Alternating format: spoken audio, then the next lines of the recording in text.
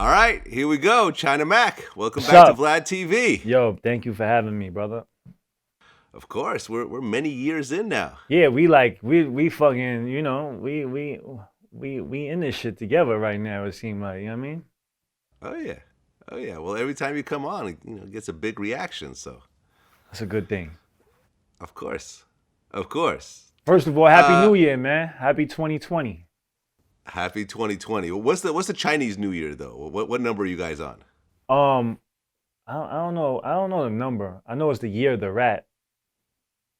So it's like every year is like an animal.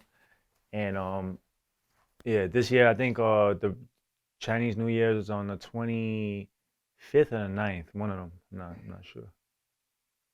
Okay, Year of the Rat. Yeah, that's that. Yeah, year of the rat. Yeah, Tekashi should have been born on this year. Yeah, he might have. You don't know. He might have. He's coming home on this year, so it might be his year. This is his fucking year, right? What you think about This that? this is his year. This is his year. But we'll talk about him in a second. Yeah, we don't want to set off with that. Let's Nah, warm it up. Let's get. nah. We got a We'll few. we'll get into that later. All right. But first and foremost, you have a new song with Method Man. Yo, this is why I this man. Listen, this is why I fuck with you, Vlad, because you know what I'm saying. Like, you know what I mean. Thank you, man. I appreciate that. Yes, I got a song with Method Man that just dropped. You know what I mean? It's called Wu Tang Remix. Everybody give a round of applause for Vlad for doing, man. And they, you know what I'm saying? They talk mad shit like, thank you, bro. I appreciate that. Of course, my pleasure. Now, why is it called Wu Tang Remix? Cause well, initially I had came out with the song when I first heard the beat. I was like, this sounds like some Wu Tang. This is like a Wu Tang vibe. So, I came out with the song called Wu Tang, and then after I already dropped the song, I went to like some showcase or something in Staten Island, and I bumped into Method Man. And before I could even say anything to him, I was walking to him. He jumped up and he like, "Yo, China Mac," and he embraced me. And come to find out, he know me because of VladTV. You know what I'm saying? Because of my interviews over here. And he already knew who I was. He saluted me, and then after that, I was just like, "Damn, it would be mad cool to have him on the remix of the song of Wu Tang," and he agreed and he jumped on it. Yeah, and he did his thing on that song too. He did his thing. He killed that. And he's on the new Power. He's on the new Power right now. Right, with Mary J. Blige. Well, Right. not right now. It's coming. It's coming out. Yeah. It's But coming. It's 50 like Cent just he Power just Chapter 2 or something like right. that. But 50 Cent just put up a picture of him, and his name is buzzing around right now. Oh yeah, and a lot of older rappers. When I say older rappers, rappers in their 40s and 50s and so forth, when they jump on new songs, they kind of try to sound like how they used to sound. But it sounds like with him, he actually try to really update what he's doing and makes it, make his verses sound new and kind of modern. Right. I don't know if I'm really explaining it right, but it doesn't sound like an old school style of what he's doing. Right. And he used like certain bars that he used. I mean, it was a good verse. He definitely gave me one of, I think, to me, I think it's one of the better verses that I heard from him for a while. Like he blessed me. Like, you know what I'm saying? He definitely blessed me. Oh yeah, no, he did his thing on it, as did you. Appreciate that. Yeah. Thank you. And you did a music video together. Right. And in the music video, you actually had like a fake eye. Yeah, a lot of people Wait, didn't understand that either. A lot of people didn't understand that. They was like, "Oh, what's this? Like, what is this?" You know what I'm saying? But I mean, everybody. I mean, we know. You know what I'm saying? But Method Man used to have the contact in his eye, and I was just paying homage to that. You know what I'm saying? yeah, no, I got it right away. As soon as I saw the fake eye with Method Man standing next to you, I'm like, oh, okay, I know what he's doing here. that, Yeah, that, just that paint. was that was clear. And you have to be a certain type of age to understand what was going on with that because those music videos, I think like All I Need with Mary J. Blige, that's Right. when he had it and stuff like that. Bring the And pain. Bring the Pain, Right. exactly. Now I went It's through some of the crazy how verses. many people really didn't know who Method Man was. They didn't even know who Method Man. Like they don't even know who he was. You know what I'm saying? A lot of people that came to the video shoot didn't know. Like younger kids, and I'm looking at them like, what the hell? But then I had to remember, it's like, it's a whole nother generation. And people know who Wu-Tang is, but a lot of people don't know like the particular members. You know what I'm saying? Which is crazy. Which I told Method Man, I said, yo, listen, what I feel like should happen is when people come into when you traveling from wherever, England, Rome, China, Japan, when you come into Ellis Island, whatever the airport, when you come in here, they should hand you a booklet of New York City. And in New York, and in that booklet, the first page, it should have Wu-Tang. It should, you know what I'm saying? Like you should definitely know who these people are, like what New York is, the history of New York. You know what I'm saying? Oh yeah, it doesn't get any more New York than Wu-Tang Clan. No, it doesn't. And you actually had a hoodie where, I mean, I guess it was sort of tied into the video where it had China Mac, but you used kind of like the M, kind of like Method Man, like the Right, upside down Wu Tang. right, right. Yeah, that I was mean, dope. that's his thing. His thing is the Method Man with the M. So I kind of just spun that and put the Mac. You know what I'm saying? Of course, I asked the big bro for permission. He said, it was cool. So I just did that. You know what I mean? Well, I went through some of the verses in the song. You said they want that raw Mac, the one without the front tooth. Right. When did you get your teeth fixed?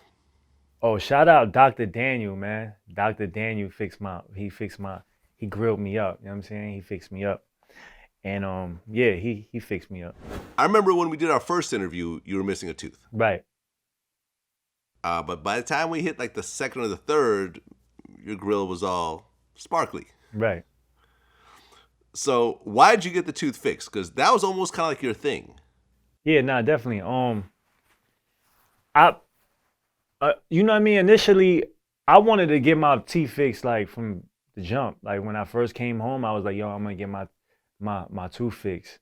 But my bro Duke, he was like, nah, bro, that's you. That's your story. You know what I'm saying? Just keep it there for a little bit. Just keep it there. And he wanted me to keep it like that for forever. Like, but um I felt like it was my story. I told my story, but at the same time, number one is like if I keep the missing tooth, it's making the other teeth around the other teeth loose because there's no like it's not. So for my personal for health wise, I had to put something in there, or else the other teeth was gonna get loose. And on top of that, I just felt like I wanted to grow out of that. I wanted to grow out of that. You know what I'm saying? Just kind of like start a clean slate versus just being held into that box. Because regardless of what the story is, as soon as I open my mouth, there's like a certain perception when you see somebody with a big gap in his mouth. You know what I'm saying? So I wanted to just like change the narrative a little bit and kind of like give myself a little just clean it up a little bit. And I don't remember if we actually talked about it or not, but what was the story behind you losing that tooth? A officer knocked it out. Um I was in C95, Rikers Island, and I had I was in the dark side, so with the cell side, and we had gotten into a fight or whatever, and they moved me to the annex side, which is like dorms and stuff. So there was a new side for me. None of the officers knew who I was, like So I was in a bar. I had went downstairs to go to the barber, and I was sitting in the bar waiting for the barber chair, and somebody I knew that walked by was like, yo, and then I jumped out like, yo, what's up? Go to the yard, go to the yard. And the officer was like, yo, sit the fuck down. Like that to me, you know what I'm saying? So I'm like, I just looked at him like, yo, who you talking to? Like, you know what I'm saying? Why you talking to me like that? And then he was like, yo, you ain't fucking hear me, sit the fuck down and get the fuck out of here. You know what I'm saying? So I'm looking at him like, all right, I'll sit down, but you ain't gotta talk to me like that. I just said what's up to him. So he's like, matter of fact, get the fuck out of here. So I'm like, man, fuck you. And then I started walking out. And he jumped up. And then we right in front of the barbershop now. I had walked outside of the barbershop and he jumped in front of my face. And he's in front of my face right now. And he's like, yo, what the fuck you said? And he has his hands in my face like this, you know what I'm saying? So I'm like, yo, get your hands out of my face. I pushed it one time like this, get your hand out of my face. And then he went to like do it again. And I hit him. I hit him in his throat. You know what I'm saying? I hit him in his throat. And then we started fighting. I started beating the shit out of him. There was the gate. There was like a metal gate. And I started slamming his head into the gate. Boom, boom, boom. and then another officer pulled the pin. So what that means is like every officer has this like, this alarm thing. So when you pull it, alarm goes off, and then the rest of the officers come. You know, so all the officers came. By that time, I was fucking him up. You know what I'm saying? And shout out to him. He's probably still on Rikers Island. You know what I mean? Shout out to him because you got beat the fuck up, pussy. You know what I'm saying? But they handcuffed me. They hog tied me. So what that means is they handcuffed me, they hog tied me, and then they put a stick in between the two. And so I can't block my face. So I'm just like this, you know what I mean, with my face open. And they just hitting me with the walkie-talkie. Boom, boom, boom, boom. So my face was like this, and then one of the walkie-talkie hits came hit my mouth, and my tooth fell out. So that's how I lost my tooth. And yeah. If you look at your whole time that you were locked up, and you were to say what percentage of prison guards are cool versus the percentage that are like assholes that are out to really, mess with people, what would you say that is? I don't know. You know what it is, man? It's a gang mentality in it. You know what I'm saying? So it's like, a lot of officers go in there, they know it's a job, and it's not a lot. It's like a small percentage of officers go in there, they got a job to do, and they not in there to try to mess with nobody. They just gonna do their job and they out. You know what I'm saying? And there's a small percentage of those officers. A larger percentage of the officers have like they got some type of vendetta. You know what I'm saying? They might have been picked on as a kid. They might have been, you know what I'm saying? They might have been a lot of officers on Rikers Island are from the hood. So like they're from the same neighborhoods we're from. And they might not have been the cool ones. They might have been like, the ones, whatever, picked on or whatever. So when they come, they get their job in Rikers Island, they wanna take it out on the same people, that they're watching. They want to take it out on us, you know what I'm saying? And I feel like and also when you're in there, you have this gang mentality because they feed you that. The officers are all like, yo, we're like these people are lower than us. They're not even regular people. They're not even human beings type. And then they're bred to like, treat us a certain way. You know what I'm saying? So so I feel like whenever if even gangs in the street, Bloods, Crips, whatever gangs they are, right? If you take one gang member by himself and you talking to him, he's gonna give you this one, you're gonna get this one energy from him. You know what I'm saying? But then you take that same person, you put him around 50 of his homies, his energy's gonna be different. You know what I'm saying? And that's just the gang mentality that people have. It's just us. You know what I'm saying? So when you're in this environment and you have total power and you're surrounded and you got this big gang with you, you're gonna respond to certain things because you feel like you're untouchable, because you feel like you can't get your ass beat. You feel like, you know what I'm saying, you have this big gang that's gonna hold you down.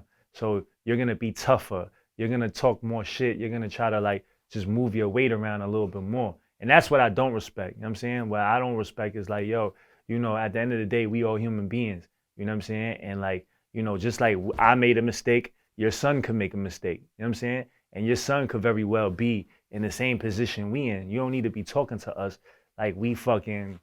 You know what I'm saying? Like we less than you. At the end of the day, we all human beings. And that's how I felt like that particular officer that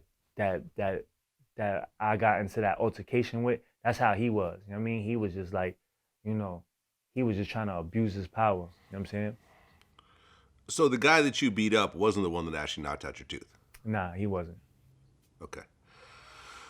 Well, being a CEO is kind of a weird job because everyone has to work. Everyone has a job that they go to, they come in 9 to 5, they get their benefits, they get their vacation days, whatever else. But I would say that most people at the end of the day will feel a sense of accomplishment and like they've done something by doing their job, and then they get their salary in return. Being a CEO is a little bit different. I wonder what percentage of CEOs go home and say, wow, I really did a good job today and I'm really happy with what I've contributed to this world, as opposed to like, man, I just hate coming in here and everyone fucks with me and I'm around people who want to kill me every time my back is turned and nobody respects me and I wish I was doing something else.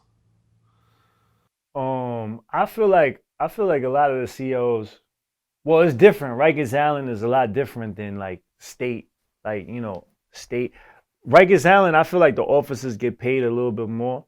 You know what I mean? There's other states that I feel like officers don't get paid nearly as much, and they're just there, And I feel like that's recently I was on live and somebody came on my live who was incarcerated in Mississippi, right?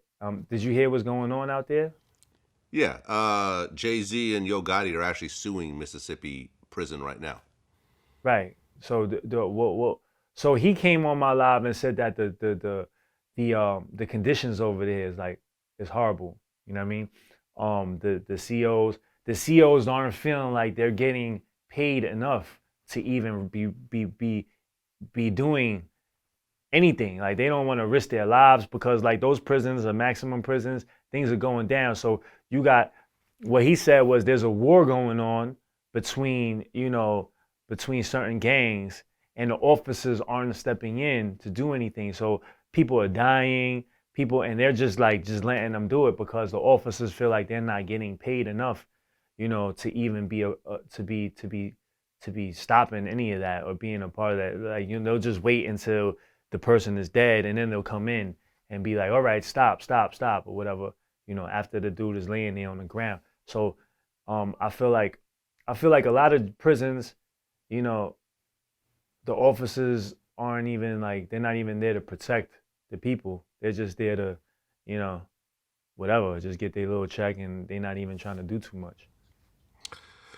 Well, yeah, because Rikers Island is located off of New York City, so this is a very developed city. I mean, it's the biggest city in the world. Essentially, there are, uh, Wall Street is there. There's a lot of career choices and so forth. So Rikers has to remain competitive in terms of their salaries. But a lot of times with these prisons, they kind of set up in the middle of nowhere, and whatever little hobunk town is there, those people end up working for that prison because that's the only job in town.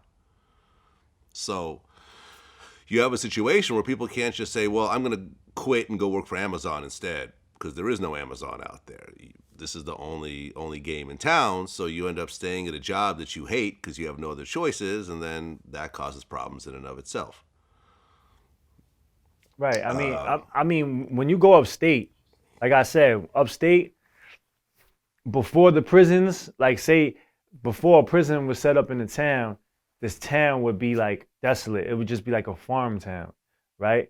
And then they'll put a prison in there. Now businesses start beginning to pop up just to cater to the prison. So the prison actually brings money and jobs to that community. You know what I'm saying?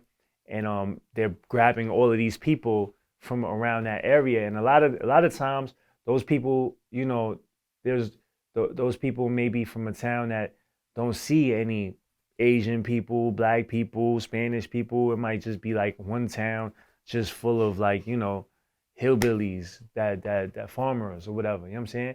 And then they're in control of you know people from other parts, other places. So I feel like yeah, I feel like a lot of times like a lot of COs they're not even equipped to really be dealing with a lot of things. You know what I mean? They don't. I don't even feel like they get a proper training. You know? yeah, and like I said at the beginning of this talk, Jay Z and Yo Gotti are actually filing a lawsuit against the Mississippi prison system, citing inhumane and unconstitutional conditions. Uh, the complaints that the inmates' lives are imperiled due to the state's failure to fund its prisons, like you said, the salaries.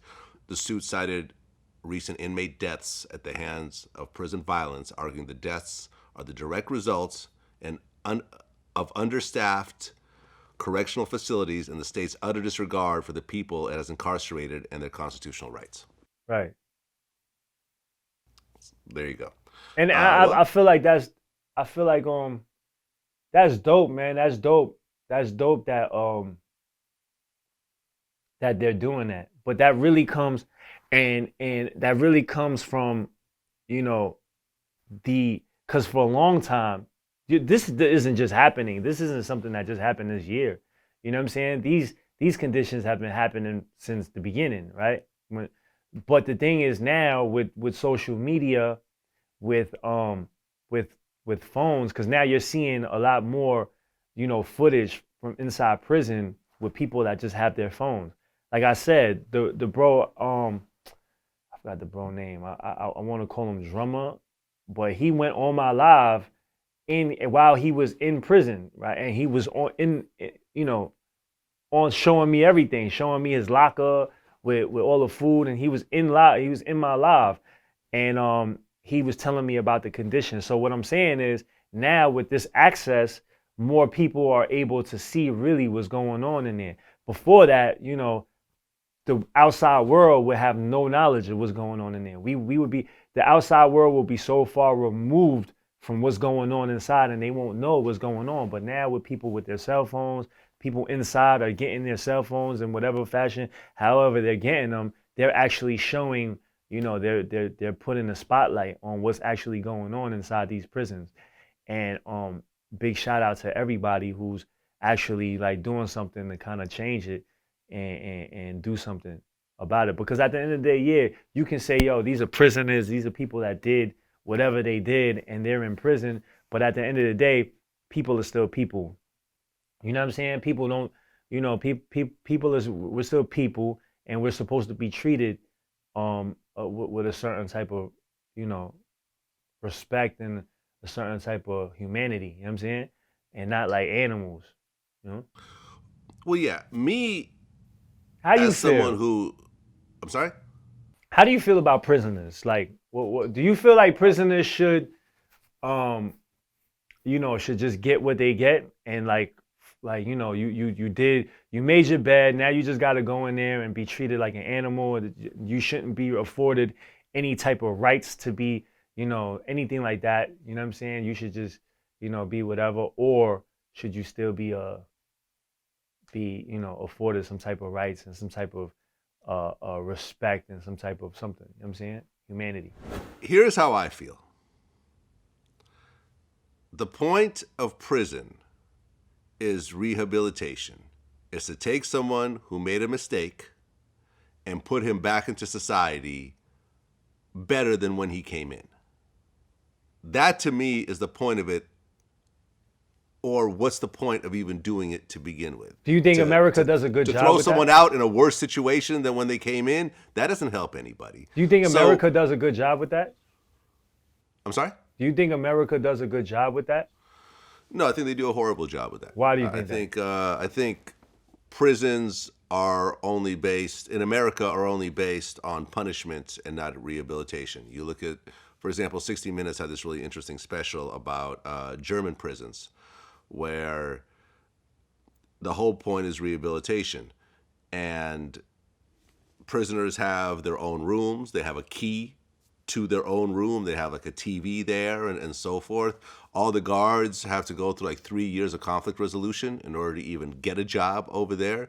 And the whole point of the prison, the punishment is being away from your family and so forth. And you have to enroll in a bunch of different classes and courses and so forth. That doesn't happen in the US. I think it's only based on punishment. And the one thing that I just recently realized, because I don't have any felonies on my record. I've been arrested here and there for little stuff, I've spent a couple days locked up, but I've never actually gone through and done any actual prison time. I don't have any felonies. So I didn't understand the way it worked until I actually started speaking to some of my guests on my show who are felons. And the one thing that really surprised me the most was I interviewed this guy, Jason Williams. He was an ex-NBA player who accidentally killed his limo driver and then tried to cover it up. Went to prison for a few years. When he got out, and this guy's a multimillionaire, he explained to me how he was living in a hotel room because no apartment was going to rent to him because he now had a felony on his record. Well, why didn't you just, once you started reaching the problems of trying to rent something, why not just buy a condo or buy a house or something like that at that point? You can't, Vlad. Homeowners Association, HOA, they were worse than renting. I go over there and want to buy something, and the first thing they say is, we don't want him here. Hell, they wouldn't give Tim Tebow a place, right? I ended up getting a place in that building, Tim Tebow didn't. And Tim Tebow just loves Jesus, right? And I couldn't get a place, and I'm a convicted felon. So the Homeowners Association, even now, where I live in Florida, I had to go between the HOA and beg for mercy 18 years later, right? Yeah. And it's nothing about a DWI. It's about what happened 18 years ago. And that is permanent, and that is completely acceptable for anybody to deny you housing by saying you have a felony. So instead of you doing your prison time and then you get out and then you have a clean slate, you basically have forever punishment, where you now have to get through the rest of your life with a felony that never expires, and you have a situation where you can't live like a normal citizen. You have a felony yourself, right? Yeah, a few. A few. What happens when you go to rent an apartment? I get denied. Every time. Yeah, because they do a background check. Exactly. You don't have a 9-to-5 job, but what would happen once you applied to that job and they did a background check? I would most likely get denied. So what good does this do society when a person gets caught, they do their time, and you put them back out in the world and they can't even do some of the bare minimum things to survive? I mean, I feel like they're gonna go back to prison for the most part, but I feel like that's what America wants. You know what I'm saying? I feel like that's what the system is designed to do. You know what I mean? Because at the end of the day, like if you look at the other countries, prisons are not businesses. You know what I'm saying? So they look at prisons as, okay, when they come in here, we have to, like you said, we have to reform them, we have to rehabilitate, we have to turn them into, fix them, and then send them back home, because we don't want them coming into prison. You know what I mean? But in America, it's different. We want them going to prison.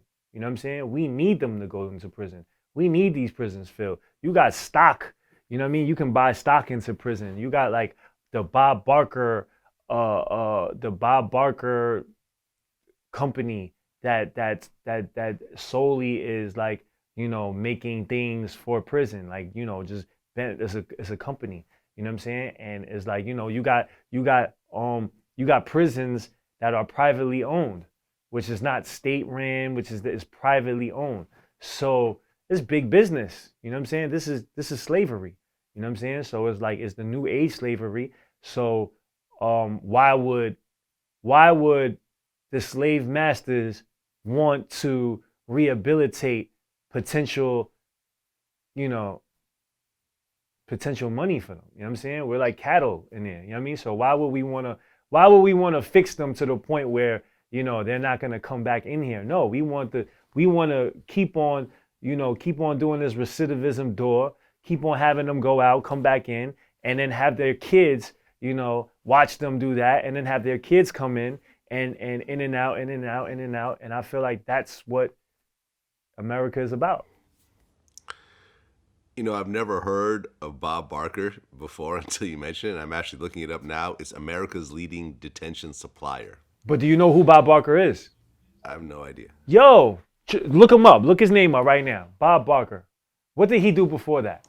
What, is this the Price is Right guy? Yeah, that's him, bro. Wow. So I just assumed it was the same name. It was just Bob Barker is not a very uncommon name. No, it's him. Yeah, it's the same Bob Barker. Yeah, it's the same Bob Barker. So he's the Price is Right guy, and then now he's also, he's a leading prison business guy. You know what I'm saying? Is this the same guy? Hold on. Headquarters. Is he the same guy? Not the same guy. Oh, he's not the same guy. Now, according to the company's website, founder Bob Barker, a former newspaper editor from North Carolina, initially started the company selling supplies, equipment to restaurants. Yeah, they would have mentioned Oh, this. wow. So here, Yeah, damn. here we go. Yeah. While prison lore has suggested that the company is affiliated with the game show host Bob Barker, there's no relationship between Oh, them. that's crazy. All this time, I thought it was the same guy. My bad, Bob Barker, bro. I was going to say, man, this guy's too rich already. Why would he need to start a company like this? Yo, damn, yeah, that's crazy. I think we just unraveled something because everybody in prison thinks it's him. It's not him.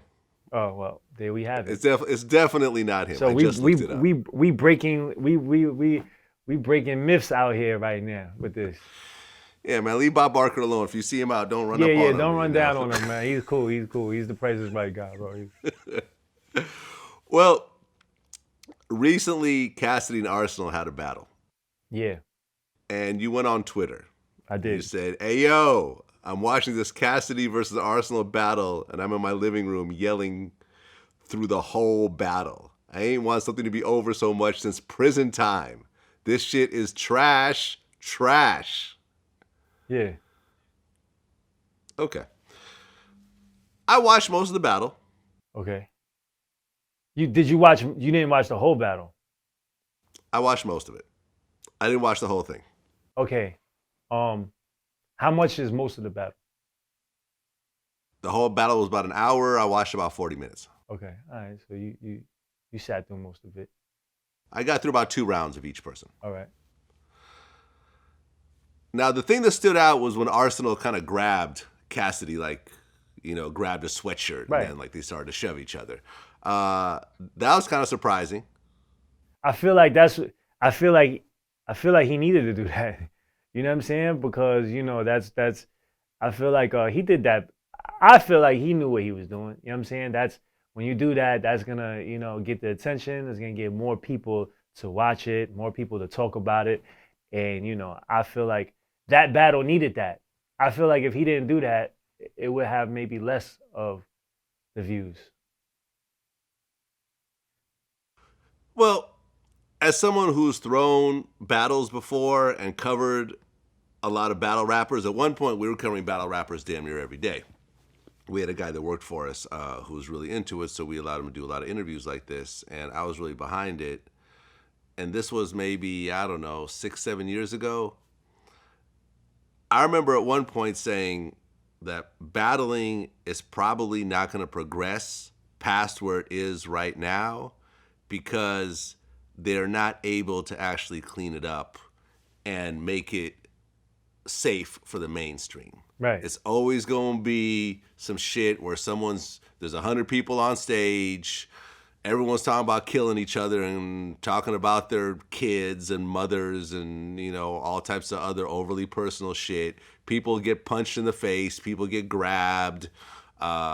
It's always going to have this kind of chaotic energy to it that's going to keep it where it is. And 7 years later, it's still pretty much where it is, which is not necessarily a bad thing. Shout out to Smack and everyone that put it together. But remember, at one point, Eminem was involved in it. Right. He did the whole shady battle, and there was all this talk of things elevating. And that came and went. We still are where we were about 10 years ago. Yeah, I mean, big shout out to Smack. I feel like hold up, before we do that, what did you think about that battle? Did you think my assessment was wrong? I didn't think it was Cassidy's best performance. I thought he had some bars in there.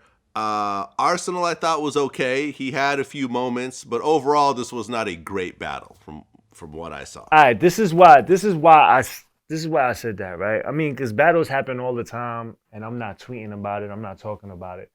This is why I said what I said, right? Cassidy, when I was coming up, Cassidy was that dude.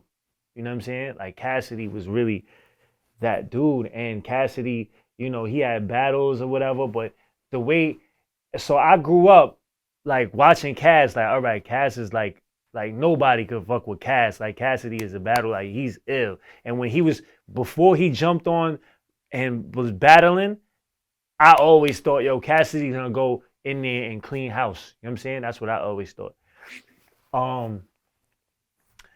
Arsenal when after my 10 years, after I came home from 10 years, from doing 10 years, I didn't watch no battles throughout that. I didn't even know anything that was going on in that world because I didn't have access to the internet. So when I came home, that first like 2-3 months that I was home and I was just catching up on everything, I watched like 100 battles and maybe like 20 of those battles was Arsenal battles.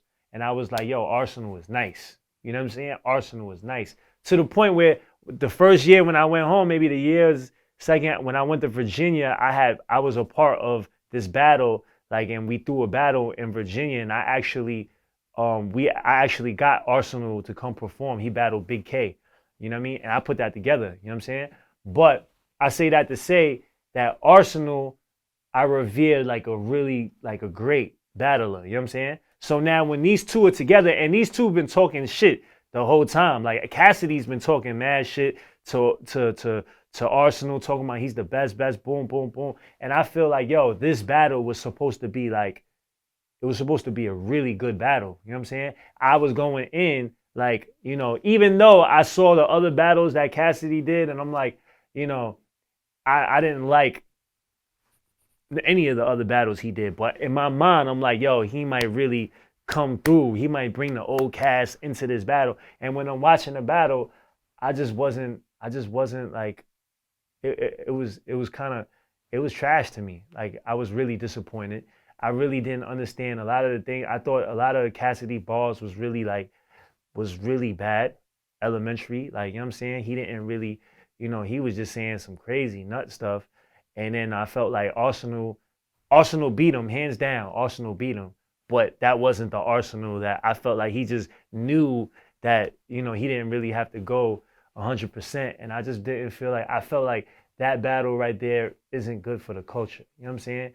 Like, I felt like that battle was just like a little like whatever. And it got so much hype. And I just didn't, you know, I wasn't impressed by it. You know what I mean? Well, I was there for the Cassidy disaster battle. What? Which one? Wait. There was only one? There was only one. I mean, initially That started was on inside stage. of a parking lot? Yeah, in the parking lot. I was there. You was in the parking lot. I was there in the Oh, parking that's lot. dope. Yeah. What Which did you was think one about of my that battle? greatest hip hop moments, I feel, because it was like, wow, like here's this battle in a parking lot with these guys that are really on top of their game, and Cassidy's his first actual battle, you know, official battle that is, and getting to see that was really dope. And I thought that Cassidy got Disaster 3-0, and Disaster was on top of his game during that time. I thought that was a great battle. He did his thing from start to finish. I watched the Goods battle over with Trey D and his friends, and I interviewed Goods afterwards, and I told him straight out that I felt that Goods beat Cassidy 2-1 in that battle. Cassidy had a good first round, but the other 2 rounds I thought Goods got him. Feels like Cassidy's running out of steam a little bit in terms of the whole battle thing. But we'll see. We'll see. Maybe this battle and him not doing the best might put some fire up under him, and the next one he's going to kill it. I feel like Cassidy should just stop battling. I feel like he should just stop battling. I mean, you know, I feel like he should just stop, man. And he's making beats now. You heard the beats he's making? I haven't heard I've heard people commenting about the beats. I seen this meme that was like that was crazy meme somebody sent to me. With Cassidy, but I feel like you know why I feel like he should stop battling? And I feel like a lot of people's gonna be like, oh, whatever, right? People's gonna have a lot to say. Cassidy might have something to say. I don't know. But this is why I feel like Cassidy should stop battling, right? Because I feel like Cassidy was like here. You know what I'm saying? Like he left this, you know, would I say a legendary? I wouldn't say but he left this mark. Like he had this mark here. I think after the last couple battles that he's done, his mark is down here now.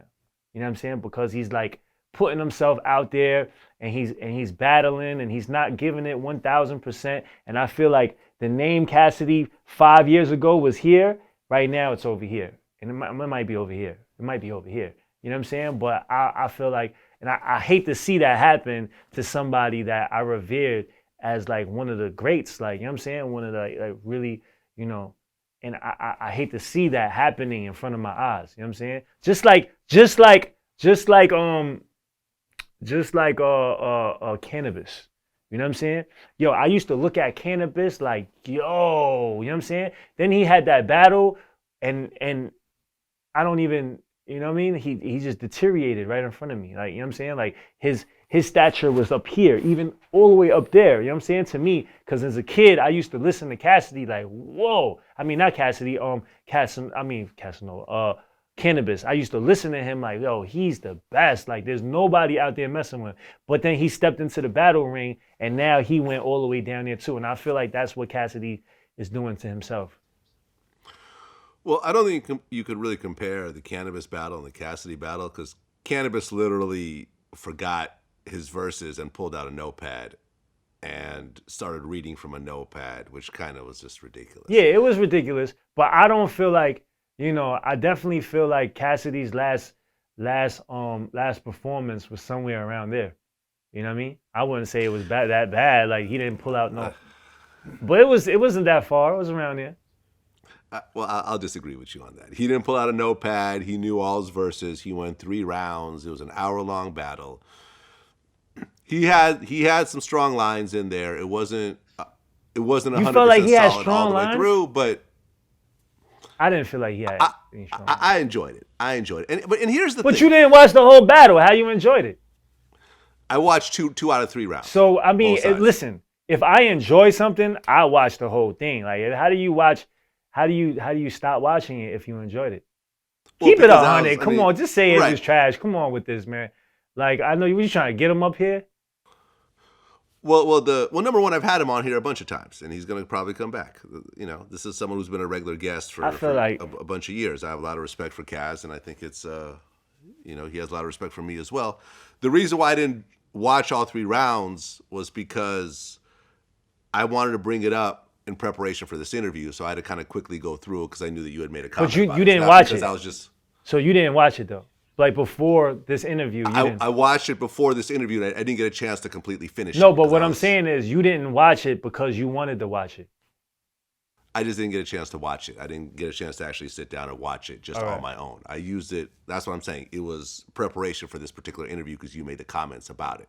I feel like Cash should just make music, man. I feel like he released another song that was like after that he released something on his Instagram, and I felt like that was fire. You know what I'm saying? I just feel like I feel like, you know what I'm saying, they just doing it for the check. They not doing it because they really want to do it. They not doing it because they really love battle rap.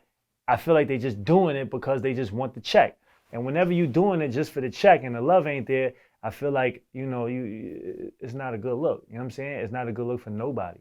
You know what I'm saying? So, you know, that's just my feelings. No disrespect to Cash, like, you know what I'm saying? I mean, he could take it however he want to take it on this, like, but no disrespect to him. I feel like he's a great, and I don't like seeing somebody I revere, like somebody that was great, to be like, you know, looking silly. You know what I'm saying?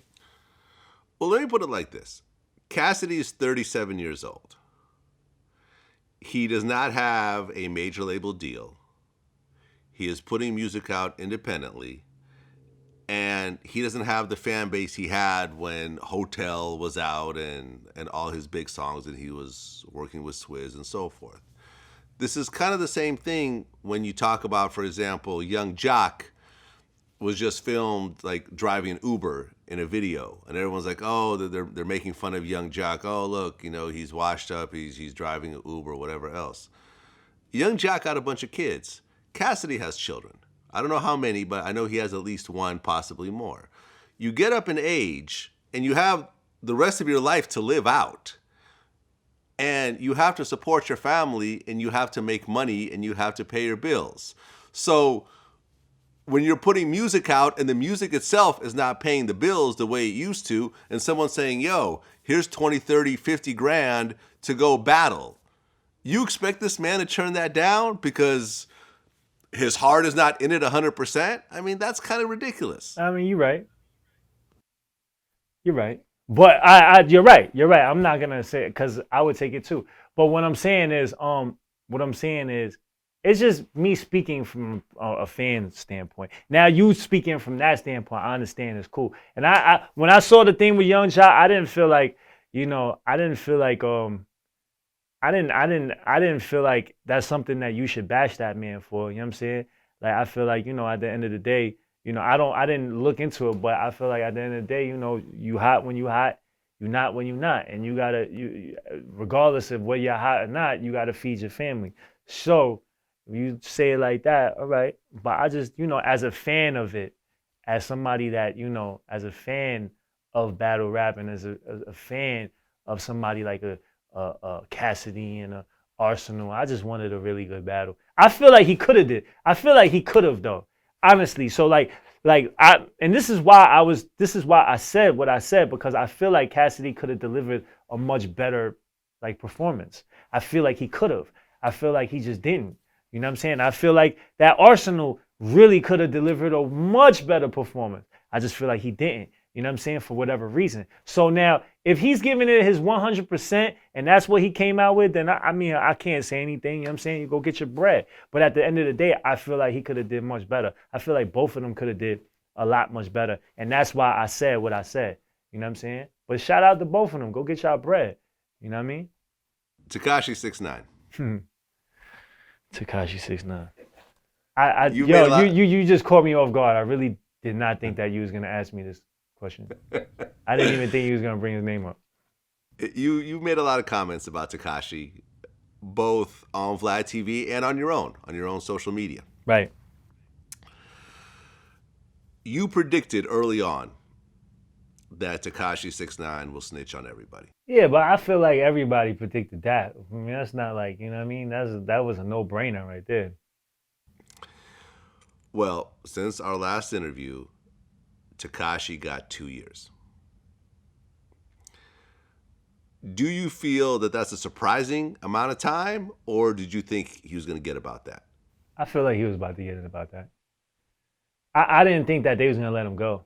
I really didn't think that. I definitely didn't think that, because I feel like, at the end of the day, the judge and, they also have to make some type of statement, you know what I'm saying? Like in terms of you're not going to just get clean free. So I feel like they had to, it was so televised that, to just let him go would be kind of showing the kids and anybody else that, you can just do whatever and no consequences. So I feel like the judge still had to give him something. I kind of knew that.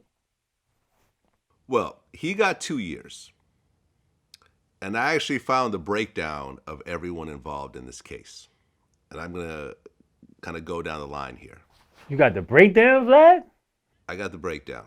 All right. Bat got 20 years.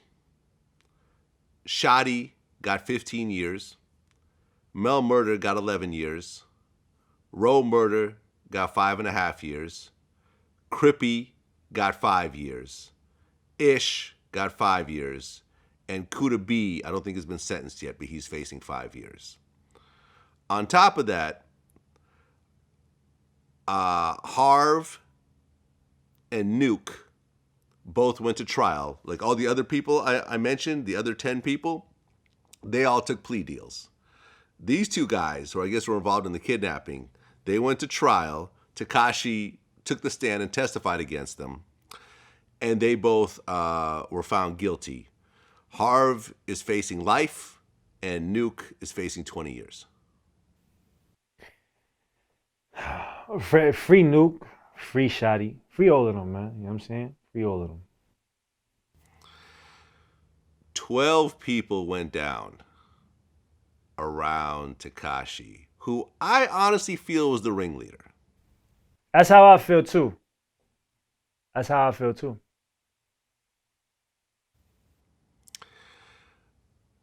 I remember I think it was Sarah Molina. She said that a kid with rainbow hair took down the 9 Trey Bloods, which is the oldest blood set in New York. Matt, like, really, I kind of feel really sad because I feel like, in a way, these grown men were manipulated by this little rainbow head kid. They was manipulated by money. It was manipulated by a lifestyle that they were now a part of just by being with him. You know, it's just, like you said, money and fame will make people do a lot of things. She's right. I mean, I think that's valid. Here's my thing, right? I feel like, honestly, Tekashi didn't have to tell. I feel like if he didn't tell, he would have got maybe like 3 years, something like that, 5 years even, something like that. And I feel like he didn't have. If he didn't tell, those numbers probably would have went down a lot drastically, right? So all of them probably would have. If you see the numbers, one person got 20, and everybody else got 5, right? Besides, like, Mel Murder. You said Mel Murder got 10 or something like that. I think all of those. Mel Murder got 11. Shotty got 15. Right. So I think all of those numbers would have drastically went down if he didn't testify, right? So I feel like all of those numbers would have went down. He would have probably been able to do 2 years without telling. You know what I'm saying? If all of them would have just stuck it, kept it a buck, you know what I'm saying, and he didn't crack, I feel like all of those numbers would have went down, and he would have still been going home around the same time that he's going home now, maybe a little bit more, I don't know, maybe a little less. You don't know about these things, right? But if they didn't tell, you know what I mean? If he didn't tell, then their case would have been a lot weaker. You understand what I'm saying? So, and if he would have did that and he would have came home, I feel like he would have been like really, really, like right now, I feel like he can still come home and have a career and do something, you know what I'm saying? But I just don't feel like it could ever be where it could have been. You know what I'm saying? Where it would have been. I don't feel like it's going to be where, but if he would have took it like a man, you know what I'm saying? And if he really would have took it like a man and didn't tell, I feel like by the time he came home, he would have been like that. Like nobody could ever say anything to him. Like it would have just been valid all across the board. And I feel like, he fucked that package up, man, because he didn't even have to tell. You know what I mean? Shout out to Shotty. Shout out to all of them. I know he's in there. You know, my bro Millies who's here. You know what I'm saying? He's in contact with him. Shout out to Shotty, man. You know what I'm saying? Because I feel for him. I feel like Shotty fucked up in the sense that he put so much, like he just let this kid do just let him do that shit. You know what I'm saying? I feel like Shotty should have really been a little bit more control of that. You know what I'm saying? I feel like he should have definitely, controlled that a lot better. You know what I'm saying? And they would have still been out here eating right now. You know what I mean? They would have still been out here eating. You can't really, at the end of the day, you can't really be like really out here in the streets and really like in beef and really doing shit and still be getting legal money. Like at the end of the day, it's gonna bump heads. And you're either gonna die, or you're gonna go to jail. You just can't do both. You understand what I'm saying? And I feel like I feel like Shotty should have controlled it a lot better. You know what I'm saying? But it is what it is, man. And I definitely salute him for keeping it tall. You know what I'm saying? And that's how I feel. Well, Tekashi was originally facing 47 years. Yeah, but that's a number that'll strike fear in the hearts of anybody. Yeah, but he wouldn't have got that. Facing 47 years and getting 47 years is totally different. You know what I'm saying? Like how much was Shotty facing? Yeah, probably a lot more. Yeah. Right. 60 years life, maybe. Yeah. Right. So what I'm saying is that the facing is just the get you scared thing. You know what I'm saying? That's just the tactic. You're facing this. That doesn't mean you're gonna get it. You know what I'm saying? Crippy, he got 5 years. What was he facing? Crippy got 5 years. So what was he facing? I'm sure he wasn't facing 5 years. You know what I'm saying? I'm sure he was facing like another 50, 60, whatever. You know what I'm saying? So you don't have to, like, at the end of the day, he told immediately. Like, you know what I'm saying? He didn't even wait to tell. You know what I'm saying? He just told immediately. Like, you know what I mean? A lot of times, like, the feds, the police, they need you to tell. You know what I'm saying? They'll come up with all types of stuff, but their evidence won't be strong unless somebody cracks and unless somebody tells. You know what I'm saying? So I feel like that whole crew would have really like, you know, would have really like, they wouldn't have had the same outcome that they have right now if you know, the rainbow hair boy didn't tell. Well, along with the telling, there was phone taps, there was video footage, there was songs, there was so much evidence that it was going to be really hard for people to just get not guilty pleas had they gone to trial. Because look, like I said, Harv and Nuke went to trial and they're facing life in 20 years. But they That's were what happened when they said, nah, we're going to take it to trial. But they were fighting something different though. They were fighting kidnapping charges. That was different. You know what I'm saying? And they had the person that they kidnapped, like saying that they kidnapped them. So it's like, you know, it's like that's different. That's different versus what none of them had, like Crippy and Shotty and all of them. They wasn't fighting kidnapping charges. You know what I'm saying? At the end of the day, I feel like you said, I feel like Tekashi 6ix9ine was really the ringleader of all that shit. He really set all of this shit. He really did all of this shit. They over here, you know, shooting shit, like doing all this shit because they're backing up what Tekashi 6ix9ine was doing. You know what I'm saying? Tekashi 6ix9ine comes out and does all of this, and then the crew cleans up after them. And if he wasn't doing that, there wouldn't be no mess to clean up. You know what I'm saying? And there wouldn't be all of these things happening. You know what I'm saying? I feel like Shotty really played his part. He really played his part to help Tekashi reach that level. He really did that. And I think he did that blindly. You know what I'm saying? I think he did that blindly, but the loyalty cannot be questioned in terms of what he did for him. And I don't know all of this, him fucking his baby mother and him doing all of that. That's all speculatory. That's all. There's no proof in that. There's no pictures of that. There's no videos of that. Sarah didn't say that happened. That's just whoever. That's the internet saying that. You know what I'm saying? That's people, other people saying that. You can't prove that. So how can you question what this man did? But what you do see is you see this man, Shotty, really going to bat and really, like, you know what I mean? Really backing up what Tekashi 6ix9ine, all the antics that he was doing. He really did his best to, like, you know, hold him down. And I feel like for him to pay that man like that is like, you know, that's snaky. That's not even, you know what I'm saying? You know what I mean? But, you know, I feel like Tekashi 6ix9ine, he's gonna, you know, you reap what you sow, bro. You know, and eventually I feel like it'll come back to him. You know what I'm saying? One way or another. Karma's a motherfucker. So, you know. But I honestly, how I feel is like he didn't have to tell, bro. He didn't have to tell. This is how I feel about it. And I've gone on record about this probably hundreds of times. I personally don't have any issues with reporting a crime to the police. I'm a citizen. If somebody robs me, I'm going to call the police and say I got robbed.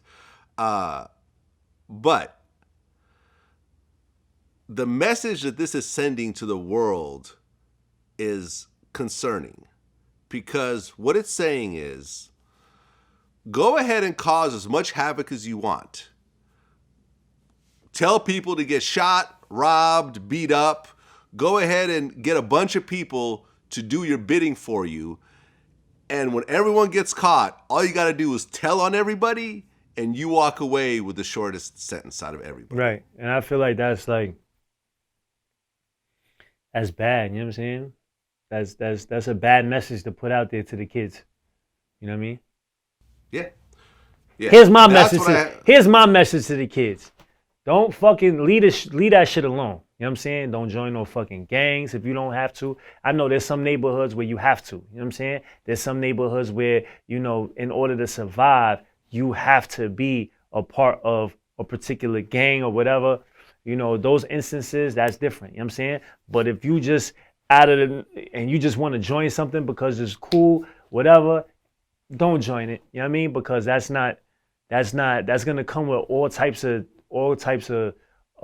prices that you may not be willing to pay. You know what I'm saying? And if you're not willing to pay those prices, why play that game? You know what I mean? And that's my message. Like, you know, I see a lot of people joining gangs, and you know what I mean, just because it's cool, just because it looks cool to throw up gang signs, just because it looks cool to rock a rag, or you know what I'm saying, and they doing it for Instagram. Like they doing it for the image, they doing it for a YouTube video. You know what I'm saying? They're not really doing it because that's what they want to do, because that's what, you know, their life, that's what they're about. That's not something they want to do in their heart. They're doing it because they feel like if they have 20 people behind them waving red or blue flags, or if they're throwing gang signs, it looks better for a YouTube video. And that's fucking retarded. Like that's just, you know what I'm saying? There's people that there's real blood being shed for this. You know what I'm saying? There's real like lives being wasted behind bars for this. There's real people dying for this. Like, you know what I'm saying? So, you know, my advice, my message to the world is leave that shit the fuck alone, man. You know what I'm saying? Leave it alone. I agree. I have a bunch of friends, close friends, that are gang members, and I have never even remotely thought to join a gang in any stretch of my imagination. Yo, that'd be crazy. You would go viral. Yo, Vlad joins the Crips. Whoa, with a big Vlad picture like this, that's fire. Yeah, I'm good. Well, Bobby Shmurda did a song with Tekashi. Yeah. Right. He actually did a verse over the phone. Yeah, my bro Punch put that together. Big shout out to Punch, man. Big shout out to Punch. You know Punch? Shout out to Punch. You know Punch? I know who he is, but I don't know him personally. Yeah, I should make that connection with you and Punch, man. Big shout out to Punch. Yeah, no, I've seen him out there in New York doing his thing. Yeah. Well, I interviewed Bobby Shmurda in prison, and I asked him. I said, when you get out, if Tekashi hits you up to do another song, what would you say? And he was like, hell no, I'm never doing a song with that guy again. But now you find out that he's locked up and he's telling on everybody and getting everyone else locked up. Would you do a song with Tekashi after you got out? Hell, motherfucker, no. I don't even want to be next to that now. I'm good, you know? That's why I be telling motherfuckers, you gotta treat these rappers like rap. Yo, these are just rappers, baby. Are you from the hood? You supposed to know that these are just rappers. Don't expect nothing from them. These motherfuckers had everybody locked up. You understand? These entertainers. Right. I mean, and that's, yo, I ain't gonna front Bobby Shmurda. Yo, free Bobby, free P Gutter, free P Gutter, free Bobby Shmurda, free the whole nine. You know what I mean? I feel like what they did was like, you know, that was gangster, bro. You know what I'm saying? And I'm not trying to like, you know, glorify whatever they did or that lifestyle. But what I'm saying is they lived that lifestyle, and when the pressure came, they stayed with that lifestyle. They stuck with that. You know what I'm saying? Like, you know, the story is that Bobby Shmurda could have came home a year. How much earlier? Well, I interviewed him about this. I know what you're talking about. Bobby Shmurda told me in our interview that he took a longer prison sentence so Rowdy Rebel could get a shorter prison sentence. Yeah, that happens. Now, you know, I think, you know, a very important thing that I want to talk about, you know, before we get into the rest of the conversation, is that when you actually got sentenced, from what I understand, you could have gotten a shorter sentence, but you took a slightly longer one because Rowdy Rebel would have gotten a longer one. So can you explain to me, like, kind of the details of what happened? So regular shit, we got the court. They try to offer me some time, and they offer a little more time, so they gonna cut some time off his shit, and that was it. Ain't nothing else to talk about. Okay.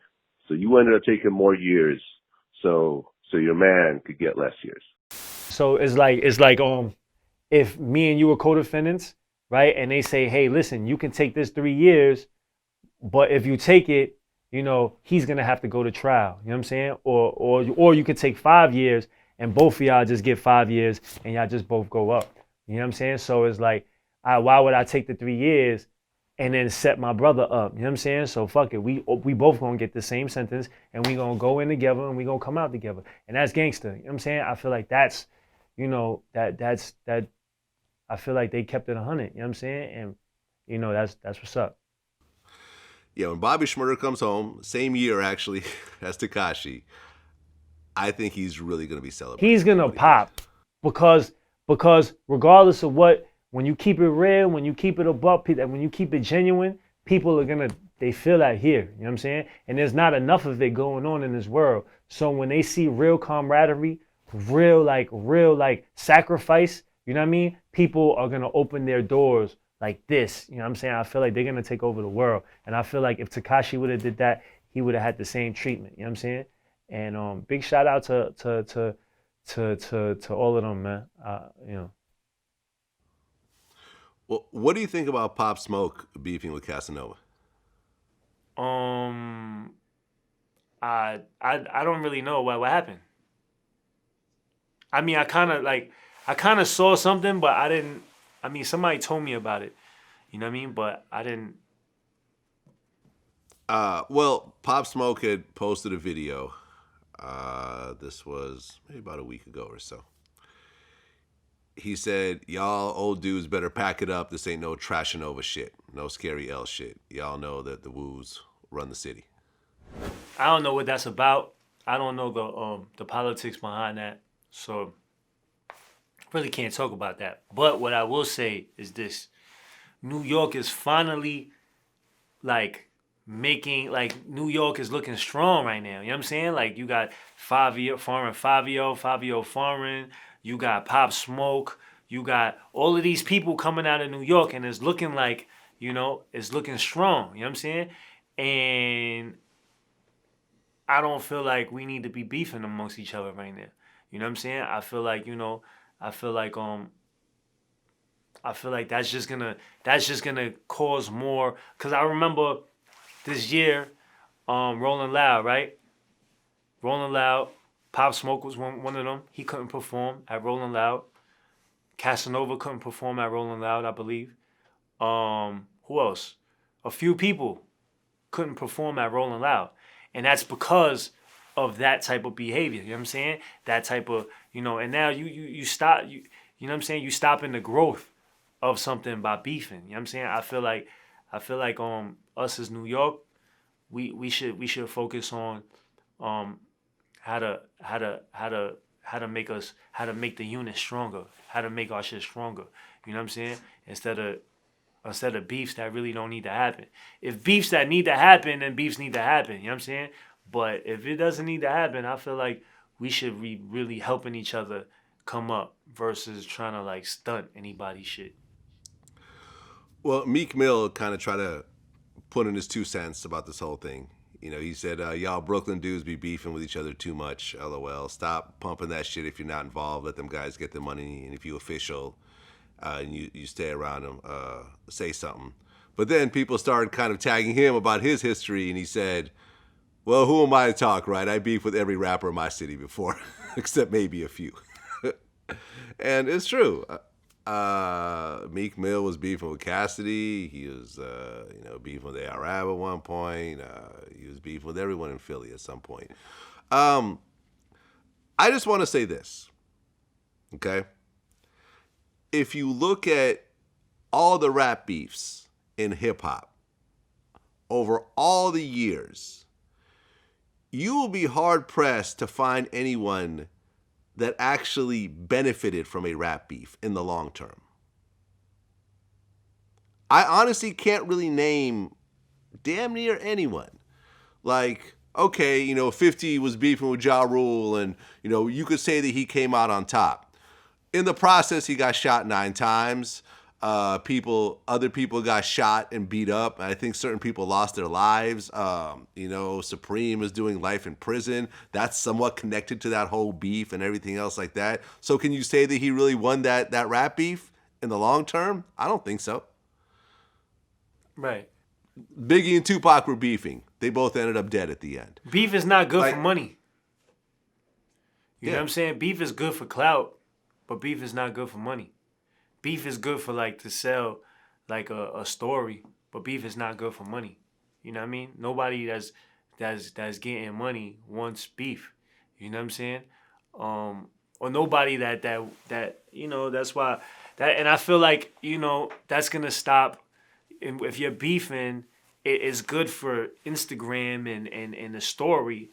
But if you look at like the promoters, people that own these venues, you know, I don't want you to come. I don't care if you're gonna bring 2 million people in here. You know what I'm saying? But if that 2 million is gonna end up getting like me on the news for like, you know, somebody dying in my venue, I don't want that happening. You know what I'm saying? So you could keep your 2 million. I'd rather take 500,000 over here consistently and make my money over here than take 2 million and somebody dies on my premises and stuff like that. So I feel like, you know, at the end of the day, beef is not good for bread. You know what I mean? Like Yeah, and really, I feel like when you look Casanova could have been a lot bigger if he didn't have that air, you know, looming around him all the time. You know what I'm saying? I feel like, you know, that's how I feel. Well, yeah, I mean, Casanova was beefing with Tekashi. I mean, it was really more Tekashi beefing with Casanova. But, I mean, we actually posted the footage when they ran into each other at the, at the Barclays Center, and somebody shot off a gun. I mean, it was crazy. It was literally like about 100 people in a hallway, and then a gun goes off, and everyone's ducking. And yeah, that's crazy, and that's always I feel like that's always gonna be in the conversation around Casanova. You know what I'm saying? Like a businessman, like if I'm trying to throw Barclays Center, like I will Casanova. Nah, I don't want that crowd over there. Like, you know what I'm saying? Because that might happen again. You know what I'm saying? So whenever your name is tied to that, it's gonna limit how much bread you're gonna get and who's gonna actually, you know, who's gonna open their door for you. You know what I'm saying?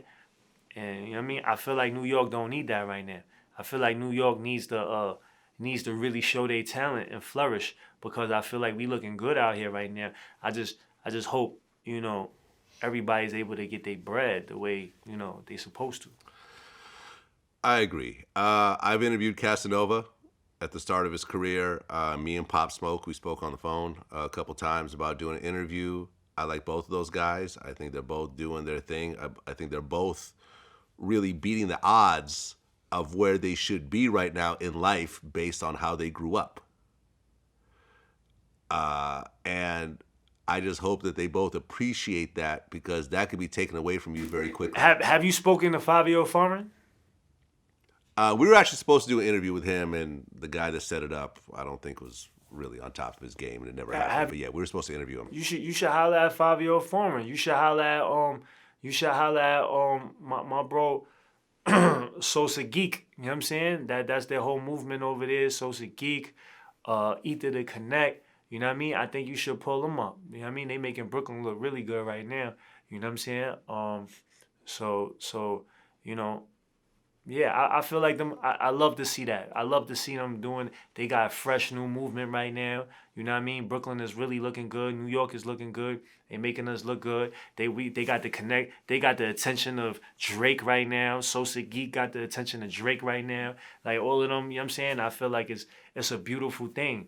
You know what I'm saying? And I me being from New York City, I love to see that. Like, you know, New York City is where hip hop's like started. We gotta be on. We supposed to be on top. You know what I'm saying? So I love to see us looking good, whether I'm in it or not, whether I'm in the picture or not. I love to see that, because when I grew up, that was how it was like. You know what I'm saying? Like New York was on top. You know what I'm saying? So I love to see that. You know what I mean? And I just hope that, you know, we able to do that instead of, you know, coming back with some stupid ass beef that's gonna, you know, fuck shit up. You know what I'm saying? Well, recently I interviewed Stunner for Vegas. Yeah. This is the first artist that DaBaby signed. And when I interviewed DaBaby right before he blew up, Stunner for Vegas was right there. We actually did his first interview, one of his first interviews right there. Now DaBaby is blown up, and Stunner for Vegas is blowing up as well. And we had this long interview where we talked about a bunch of different stuff, and he said, no one could say anything negative about DaBaby. You know, Vlad, say one thing that you think is negative about DaBaby. And I said, I think he has a short temper. And he was like, yeah, but you know, people people love him for that. You know, people look up to him for that. Now, I understand why you're saying it, but, you know, but people love him for that type of thing. Bro, tell me one thing flaw about this nigga real quick. I think he has a short temper. That ain't no flaw, bro. I think he has a short temper. That ain't no flaw, bro. You can't say that, bro. But I mean, like, I think he's too rich to have the kind of temper he has. Okay, boom. That's what I can say, but that ain't no flaw. But that's what only people that can say that is people in your shoes. You feel me? Like, or somebody that's right at that label. But like, can't nobody else say, bro, you gotta short, because like, you feel me? Baby don't start with nobody. And lo and behold, literally a couple days after this interview dropped, that whole situation with DaBaby getting arrested for being involved in beating up that promoter who tried to shortchange him, and then he gets locked up with no bail, and he has to sit there in a cage for, I don't know, it was like a few days, and he gets out, and there's still charges pending, and there's all this other type of shit. And it's like, damn, like, I didn't want what I said to come true like that, but lo and behold, it did. How do you feel about that whole situation?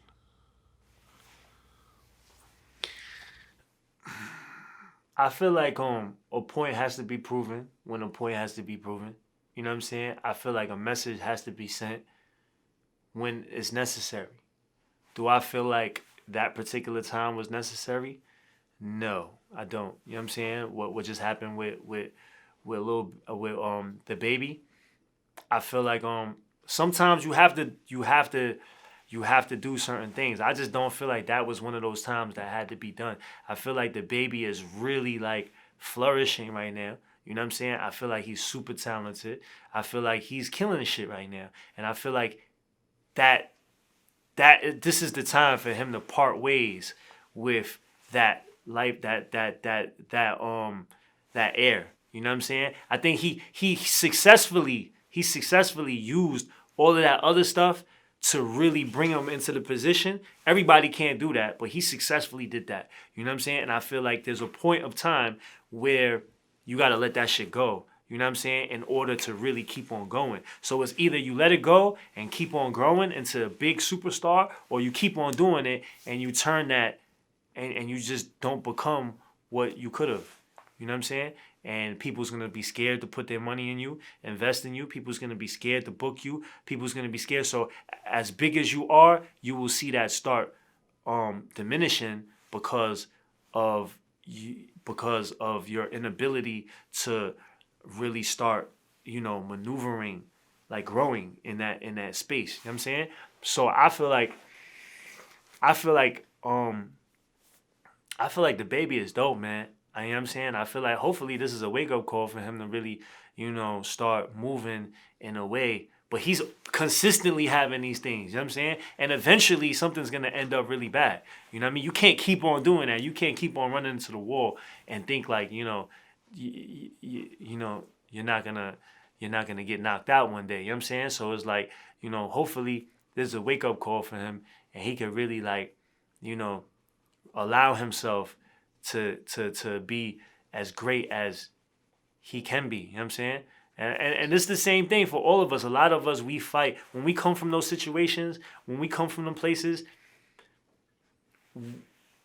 those lessons that made us survive in those like, those traits that we learn, that we pick up, that makes us survive in those type of environments are also the same traits that will make us deteriorate in another setting. You understand what I'm saying? So, I just hope he could fix that up. You know what I'm saying? And stop getting in his own way. You know what I'm saying? Well, yeah. I interviewed DaBaby, and we talked about a bunch of crazy incidences that happened. He had a home invasion that happened where he shot one of the guys. He don't need to do no more crazy shit, bro. Everybody knows DaBaby. Like, he's like, you know what I'm saying? He's like the John Gotti of rap right now. You know what I'm saying? I don't think anybody else has that type of, has done it in that way that he's done it. You know what I'm saying? Has like these big things going on. Like he killed somebody. He did this. He did that. He did that. And he's still in position to be one of the best artists, one of the most hottest artists in popping right now. I don't think anybody else has done it like that. You know what I'm saying? So he's really in position to really like, get crazy. I just hope that, he could do it. Here's my take on it from the outside looking in. The reality about money is this. You have to learn how to handle increasing amounts of money, and that only comes with experience. So handling 10,000 is much different than handling 1,000,000. You may think, well, I know how to handle 10,000. I'm just going to apply this to everything else. Doesn't really work that way. When you're handling millions of dollars, you have to deal with your wins and losses a little bit differently. Now, from this situation, from what I understand, he was shortchanged $10,000. Well, I'm sure 5 years ago, he might kill somebody over $10,000 because there's principles involved and that was a significant amount of money and so forth. But when you have millions of dollars in the bank, you have to take these $10,000 losses occasionally. Or if you don't want to take them, then you handle them legally. But to go and thug it out with someone over $10,000, the reality is he probably has lost $1 million by trying to get back $10,000. Yeah, he lost more than $1 million. Yeah, he lost more that's than what $1 I'm million. saying. And maybe not right now. How much he's gonna pay for that lawyer is a lot of money. The bail is a lot of money. Putting up the bail, whatever, and then also any other opportunities that he could have got while he was locked up, and also right now. That's also so. I'm sure he lost more than $1 million. You know what I'm saying? Right, and this is what I'm saying. You have to learn how to handle millions of dollars. You can't just keep applying the same principles as when you're handling thousands of dollars. There's a great book called The Richest Man in Babylon that really goes into this whole thing about how you have to learn, you have to take your losses early on. And this is why when people win the lottery, they usually lose it all because they don't know how to handle those amounts of money. I'm rooting for him. Everyone else is rooting for him. But like I said before, the biggest flaw I see in DaBaby is his temper. And hopefully he gets over it and continues to flourish. Like I said, that street mentality, that's that street mentality. You can't let nobody slide, because if you let them slide, then other people is going to, try to do the same thing. So I feel like, that's the mentality that's being used over there. But, it's a different game right now. You getting millions of dollars, like, you know what I mean? Gotta switch it up. You know what I mean? So that's how I feel.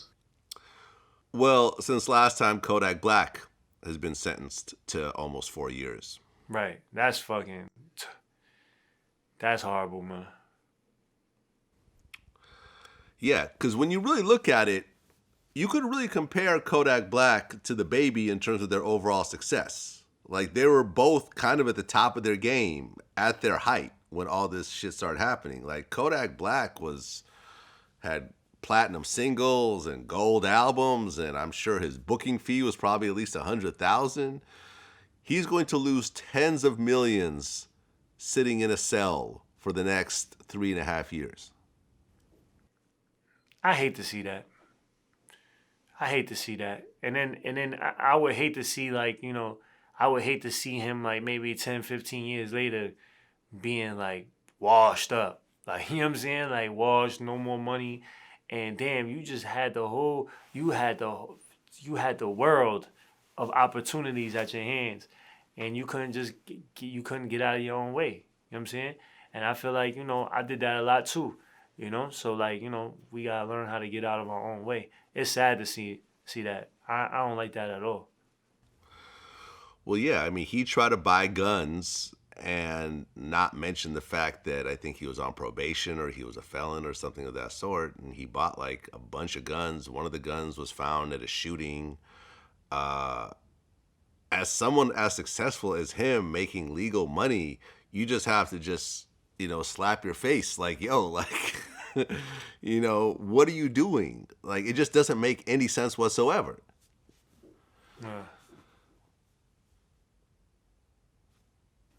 Sucks. Yeah. And then he has to make it through prison because not everyone gets out. Right. Think about that. How many people do you know that went in, got 2-3 years, and in the process, they end up killing somebody? They end up getting stabbed or killed themselves. They end up getting involved in a gang and something happens. End up getting fucked up by a CO. Like, so many things could go wrong in that environment that you're just rolling the dice just for no reason.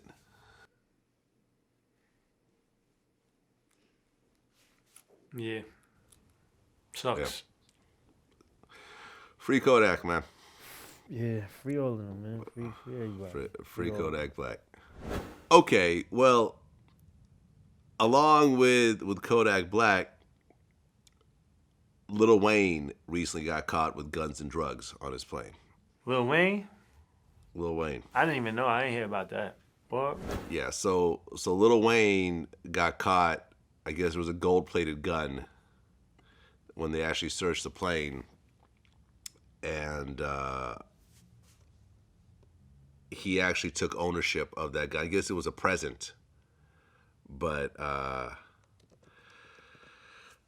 they also found bullets, cocaine, ecstasy, marijuana, heroin, painkillers, and cough syrup, along with all this. Now, if you remember, Wayne had already done some prison time In New over York. a gun case. Yeah.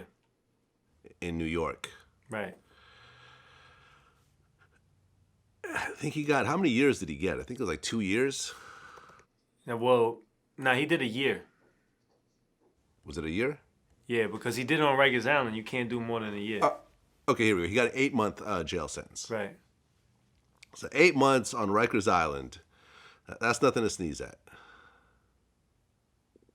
That's a nice little stretch. I mean, I'm sure he was in You protected say he got custody and everything else like that. Oh wait, you say he got 8 years. 8 months. Oh, 8 months. Oh no, yeah, 8 months. Sorry. Yeah, he was on Rikers Island, and I see. Yeah. So you would think that after going through that you would not be around any type of guns whatsoever unless it's someone legally assigned to carry that. But once again, Lil Wayne is facing a gun charge.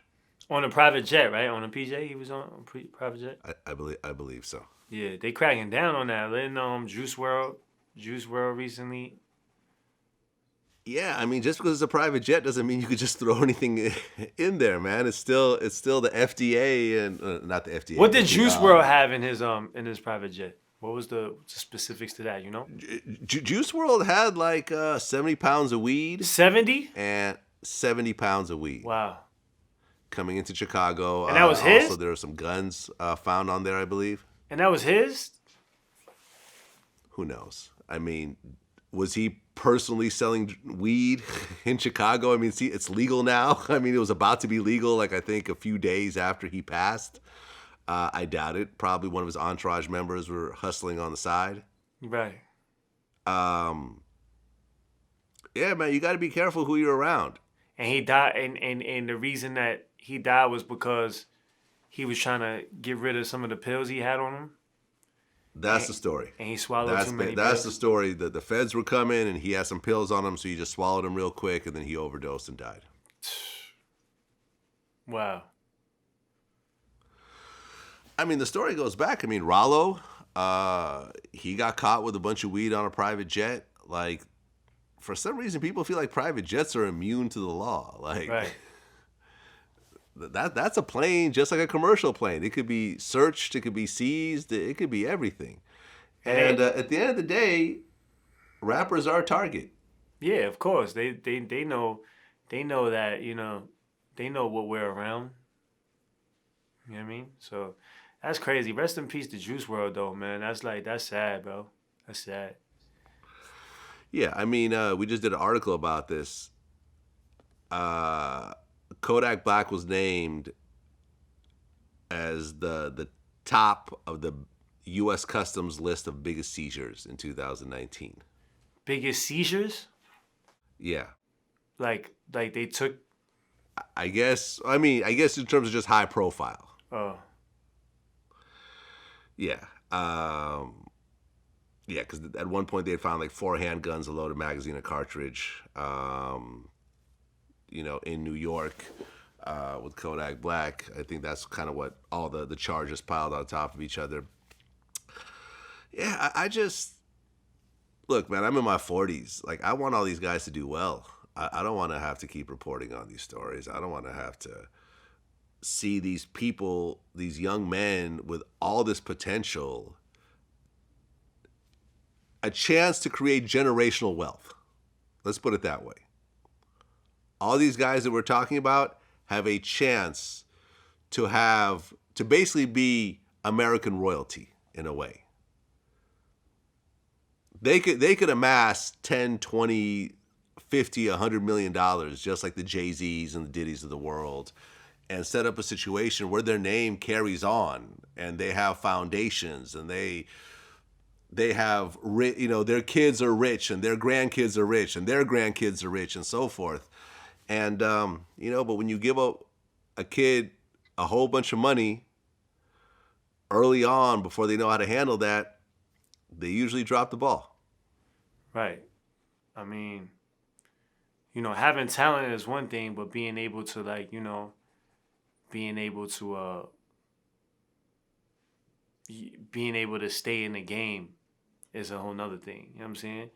You can have talent. A lot of people have talent, but the real talent is being able to, use that talent and take yourself out of the position that you're in, take yourself to the next level, and also keep yourself in the next level. You know what I'm saying? So I feel like us being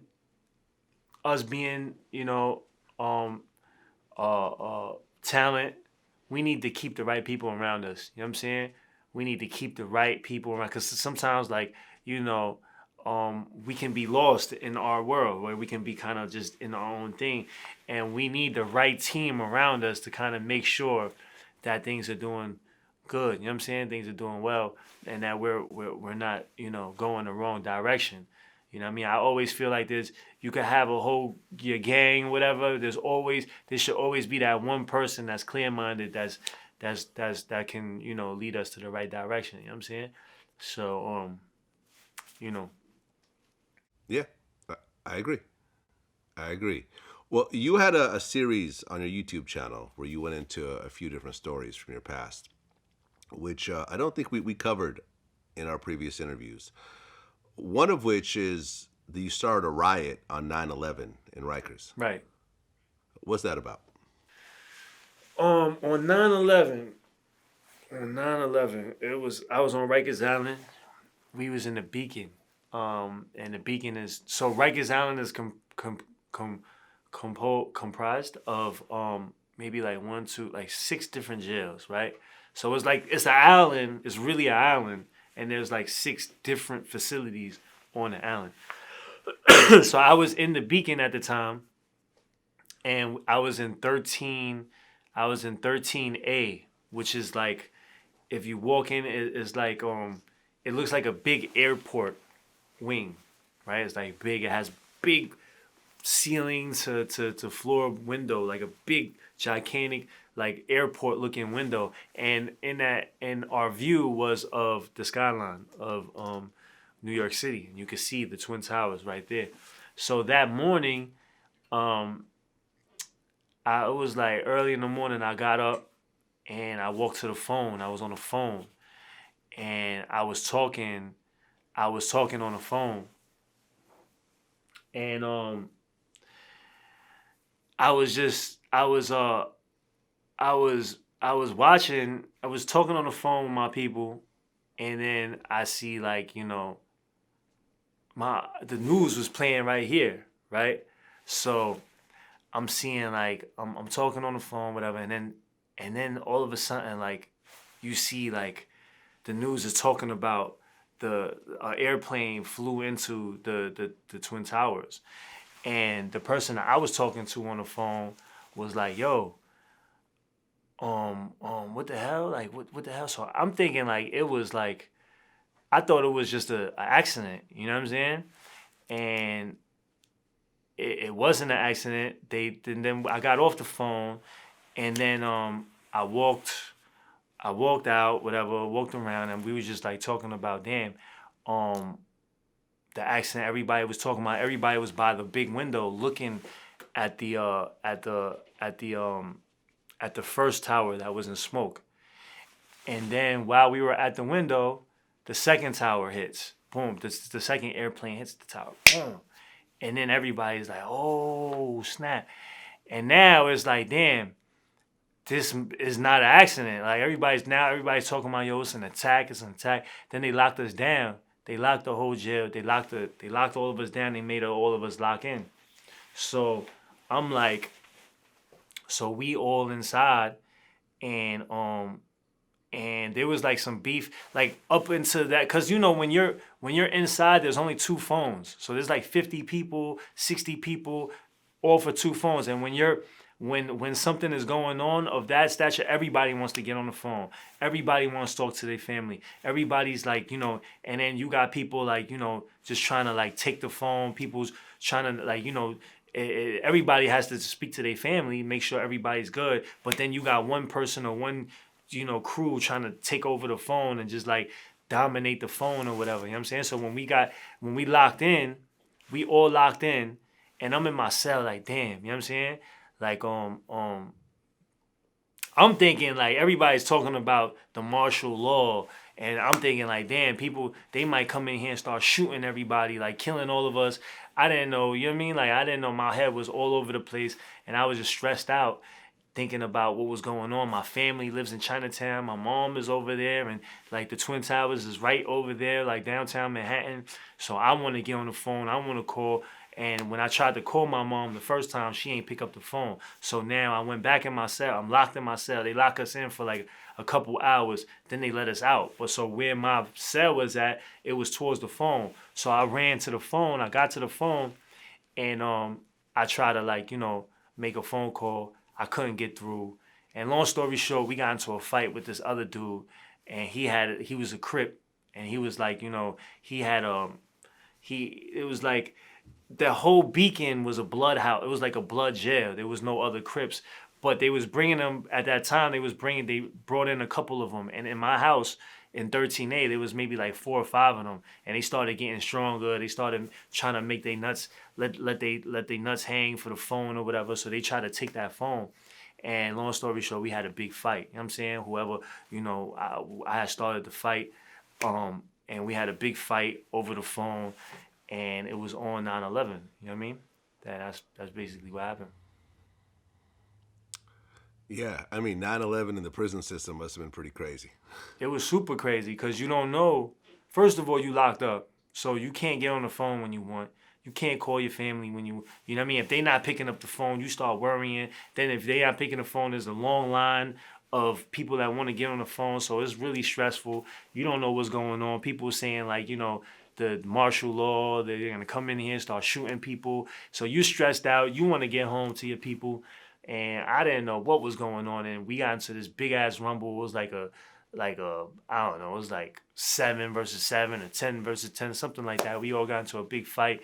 And when they broke up the fight, the officers came in, broke up the fight. They took me out. And they handcuffed me. They walked me down the corridor. And I remember the corridor is a long-ass walkway.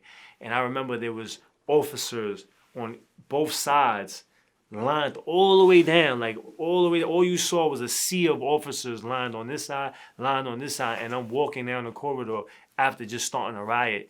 And I'm just like, oh, man. Like, they are about to fucking kill me. Like, you know what I'm saying? And I was just like, you know, that was crazy. You know what I mean? That was definitely crazy. But yeah. Well, there was another video you had where you talked about you had a war with Crips on Rikers. Yeah. What was that about? So this was on C95. This was another jail in Rikers Island. And what happened that time was like, so again, this now it's different now because there's more Crips in New York, right? And more Crips in New York State. Back then, there was Rikers Island and prison and upstate prison. It was mostly blood. Everybody was blood. You know what I mean? And Crips used to just get ran out. Crips really couldn't live in a lot of jails that we was in. You know what I'm saying? So I was in C95. I was in this house, and what happened was it was a blood house, but one of the leaders, one of the head people that was in the house, he was blood, but one Crip dude came in and he basically sanctioned him. He said, nah, nothing's gonna happen to him. He's good. You know what I'm saying? So what happened was he was there, and then more Crips he started pulling more Crips, and it became a house that was Bloods and Crips, which was really unheard of at the time. You know what I'm saying? And because the dude that was there, his name was Fats, the Blood, that he was cool and he had strength. So he allowed that to happen. And in this house, there was Bloods and there was Crips. You know what I mean?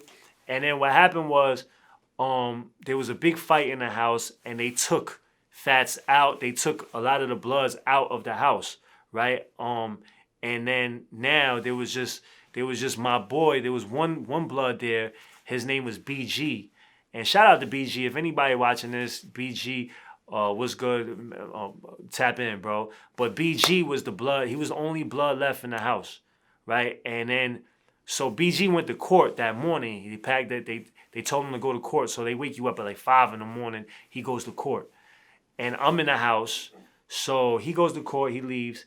And then now we go to the yard at like maybe 9 a.m. We go to the yard. And then all the Crips go to the yard too. So long story short, because of the blood that was there, all of them left. Now the sanction that the Crips had is basically lifted. You know what I'm saying? Now all of the Bloods that had something to say, that was like, that had an issue with it, but never said anything because the Blood that was there, he didn't let it go down. Now he was gone. So now a fight happens in the yard. While I'm in the yard, the Bloods pop it off on the Crips, right? And then basically there's a big fight, whatever. So now some of the Crips go back to the house. They come back to the house. And now BG is the only Blood in the house, right? And he's in court. He doesn't know what's going on in the yard. He didn't know that there was a big gang fight in the yard. So now some of the Crips are still in the house. And these are people that we live with. These are people we ate with. These are people we shared phones with. We all, for like a good like couple months, we were living with each other. And we would all like sit at the same table, break bread together, whatever. I wasn't Blood, but my bro was. So he came back in the house. And as soon as he came in the house, I told him, I was like, yo, this is what happened. Boom, boom. So I'm like, yo, what's up? What you doing? He was like, yeah, I can't stay here. So he goes in the house. He goes in his room, his cell. He ties up his sneakers. He packs his shit up. And then I'm like, all right, we out of here then. So I go pack my shit up. And then we go in the day room. And then we just set it off. Like, you know what I'm saying? He popped on a Crip dude. And I followed up, because if there was other Bloods there, then maybe I would have just let him do his thing. Or maybe I wouldn't have, you know what I mean? Because at the end of the day, it's my bro, you know what I'm saying? But if there was other people to fight with him, then I would have just let them do their thing. It was a Blood and Crip thing. I ain't Blood, I ain't Crip, you know what I'm saying? But because he was by himself, I couldn't let him fight 5, 6 other Crips by himself, you know what I'm saying? So we fought, and we got up out of there. And that was basically the story, like, you know, on C95. Anybody that was there with us, you know, I'm sure there's a lot of people that's watching this that can attest to it. There's a lot of people there at that time, and we got up out of that building. Word. Well, you were affiliated with the Ghost Shadow Gang. Yeah. But once you get to prison, I'm assuming there's not a bunch of Ghost Shadows around. Nah, there wasn't at all. Nobody. Okay. Why did you never affiliate yourself with a bigger gang like a Crip or a Blood? Cause I mean, I affiliated, like meaning like I had homies that was Blood. I had like brothers that I just never joined it. You know what I'm saying? Because I just and trust me, they all like they wanted me to be whatever. I could have been in any one of them, and I could have had status. I could have had whatever. You know what I'm saying? But I just never wanted to, because I felt like that wasn't me. You know what I mean? That wasn't my thing. You know what I'm saying? Like I didn't grow up around that. You know what I mean? That wasn't my thing. My bro, the people that I call my brothers, that's their thing. So I'm gonna ride with y'all. I'm gonna ride with them. You know what I'm saying? But I don't need to join any gang to be with them. You understand what I'm saying? And I felt like, and I saw a lot of this shit. Like I didn't want to join the gang because it was like, you know, I didn't know these people. You know what I'm saying? A lot of people like, so I know my bro right here. That's my bro. So I'm a rock, but I learned to know him. So if there's anything that happens with him, then I would, without a doubt, have no problem fighting for you or do whatever for you. You know what I'm saying? But here comes another guy that I don't know from a hole in the wall. He could be a rapist. He could be he could be a rat. He could be anything. You know what I'm saying? He could be 100% no good, or he could be somebody that I don't fuck with at all. But because we're in the same gang, I have to, you know, do something for him. I have to fight for him. I have to do something for him. And I didn't feel like that's something I wanted to do. You know what I mean? I wanted to pick who I was going to give my loyalty to. I didn't want to just do it for anybody just because it was the cool thing to do. You know what I mean? And that's why, you know, I never did that. You know what I'm saying? Yeah, I remember, you know, one of my best friends, my son, when he got home from prison, me and him had kind of a similar conversation. I said, you know, you're friends with all these Bloods. Like, how come you never join? He goes, here's the reality of it. People join these gangs in prison. A lot of people join that shit for protection. Yeah. I feel Yeah, like a you lot a of stronger. people- I feel like you a stronger man if you could just stand by yourself. You know what I'm saying? Like you know what I mean? And it was easy. And you know what? Coming up after a while, I saw a lot of Asian people joining Bloods and joining like different gangs. And I felt like that's the easy thing to do. You know what I'm saying? That's the easy thing for us to do is just join a gang. And then now we have 20, 100 people around us and now we can kind of live. You know what I mean? I felt like the harder thing to do is just standing by yourself and being your own man and just surviving off of your own, what you got. You know what I'm saying? And I felt like that was always something that I took pride in. Like, you know what I mean? I wasn't the biggest gangster. You know what I'm saying? I definitely didn't do nearly half as what somebody else would have did. I'm not going to say that I was like the most feared guy. And I was like, well, I always held my own. You know what I'm saying? I always did what I had to do to survive. And I always did what I had to do to maintain who I was. You know what I'm saying? And I didn't feel like I had to join a gang to do that. You know what I'm saying? I felt like that would be the weak thing to do. Well, yeah. I mean, the way he explained it to me was a lot of people join these gangs for protection, like you said. And the first thing that happens is they'll start sending you on missions that they don't want to do themselves. Right. Oh, you're the new guy. Okay, go stab this guy. Go do this illegal thing. Go smuggle this in. Go carry this pack, whatever else. Next thing you know, you get caught. You're facing, you start out with a couple of years. You get 5-10 years tacked on top of it, and you pretty much become a mainstay in the prison. And he knew that whole story off jump. So he ended up just linking up with this dude Omar, who I'm good friends with now as well. He's out. And the two of them just watched each other's back, and that's how they got through their prison sentence. Right. Yeah, right. I mean, dope. I mean, I have, I shout out to every. See, I feel like gangs are meant to be joined if, it's what you grew up in. You know what I'm saying? I don't feel like anybody should join a gang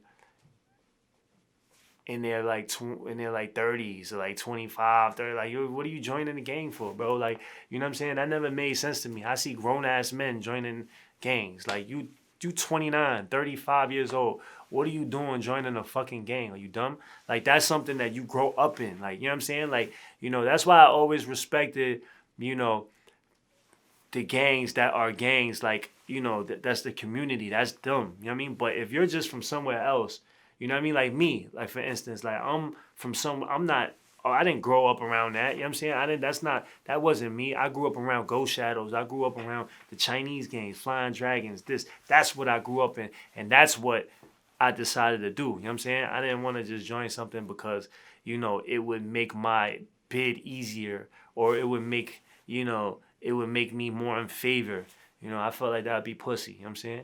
Well, I guess when you join the Ghost Shadows, there was an initiation ritual around it. Yeah. Can you say what that was? There was like it's like so what we did, what I went through was basically like, they brought in. So before we did the initiation ritual, they just had us there, basically like kind of like the mafia type. Like you're not a main man yet.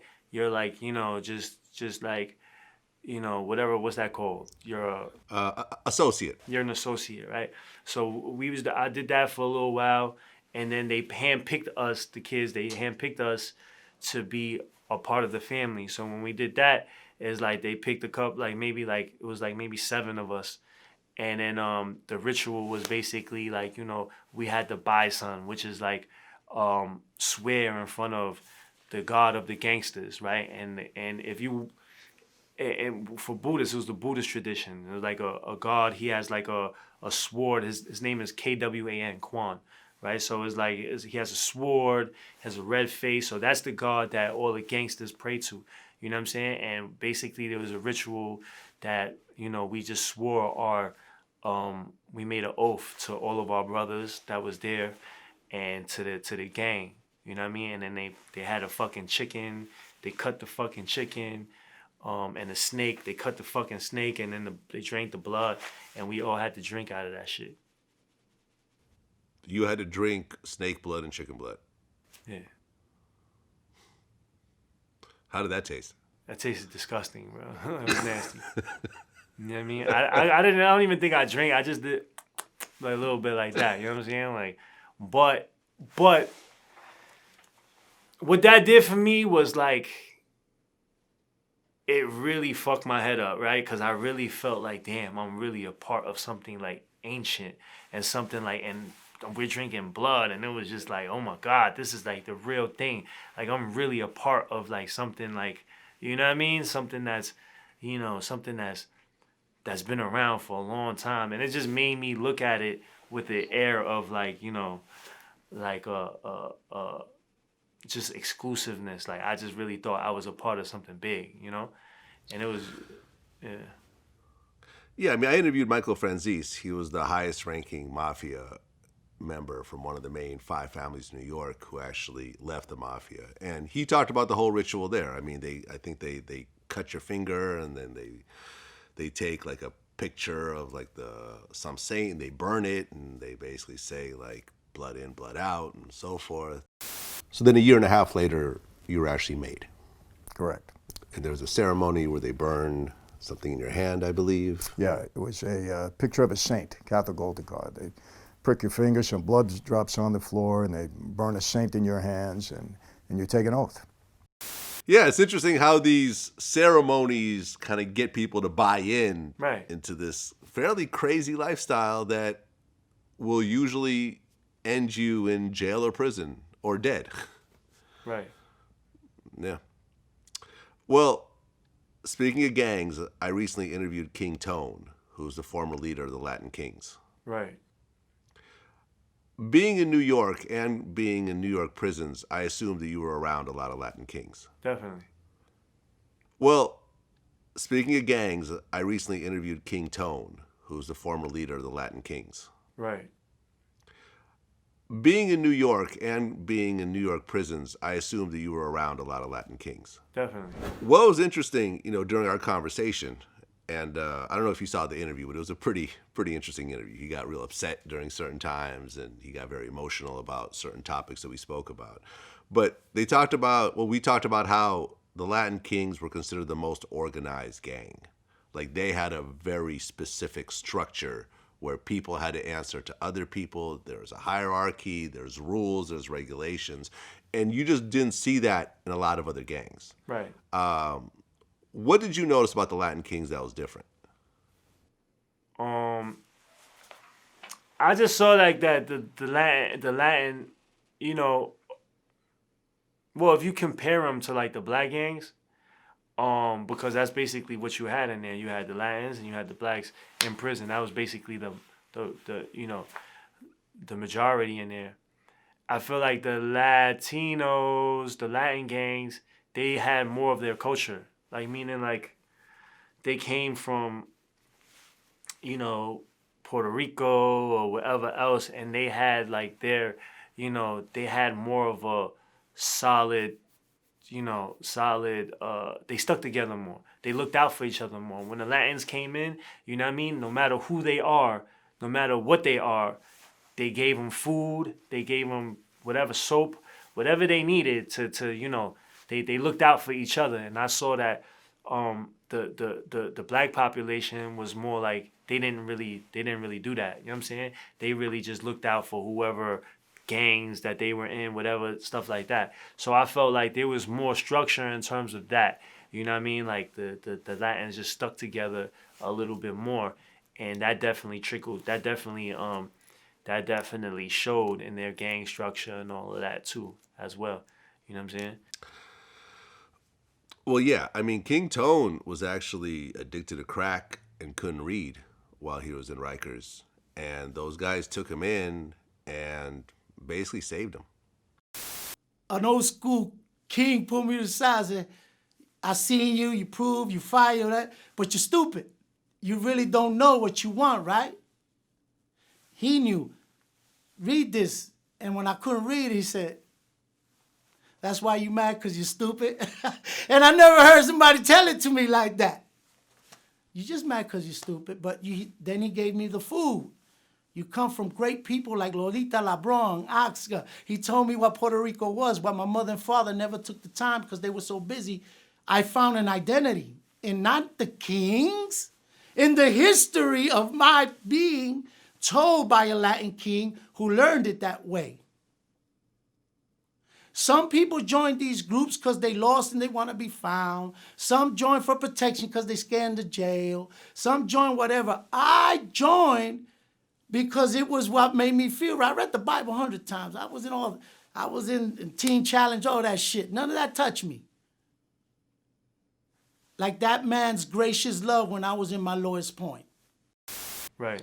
And he rose through the ranks and became the leader of the New York Latin Kings. And the guy that really passed the baton to him was this guy named King Blood. Are you familiar with this story at all? Yeah.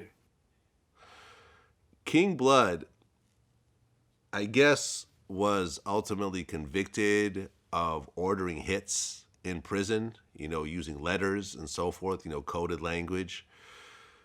He was sentenced to 250 years, with the first 45 years in solitary confinement, where he was only allowed to see immediate family members, of which he had none. Right. This was the harshest sentence since World War II. Right, that's crazy. Have you ever heard of sentences like this, like to that extent? I mean, not really like that. That's pretty harsh. What did they give Pistol Pete? I don't know if they gave him that much, but I know they gave him something. They gave him pretty harsh sentence too, because he was doing that too.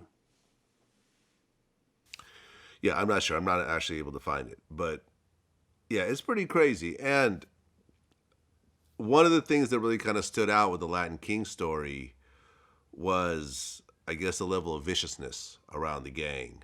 At one point, kind of a war broke out between kind of like, the leadership in New York. And they found this one guy who was a Latin King member. They had killed him, cut out the Latin King tattoo on his body, burned him, decapitated him, and they never found his head. Wow.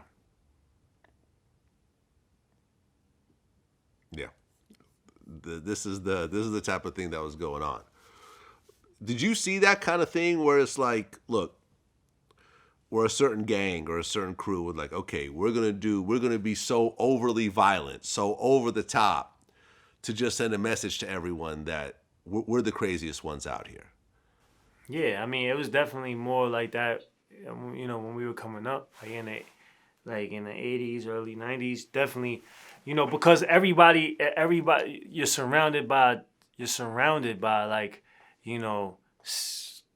by savages, you know what I'm saying? So in that world, the most gruesome, the most violent wins, you know what I'm saying? So that's who's in control. So, when you're dealing with that type of people, you have to like really set your mark. So I definitely seen, I seen that type of stuff when I was coming up. You know what I mean? That was all over. That was with the Latin Kings, but that was in all neighborhoods. You know what I'm saying? When I was coming up, you had the BTK. You know what I'm saying? In Chinatown, the Born to Kills, and they were like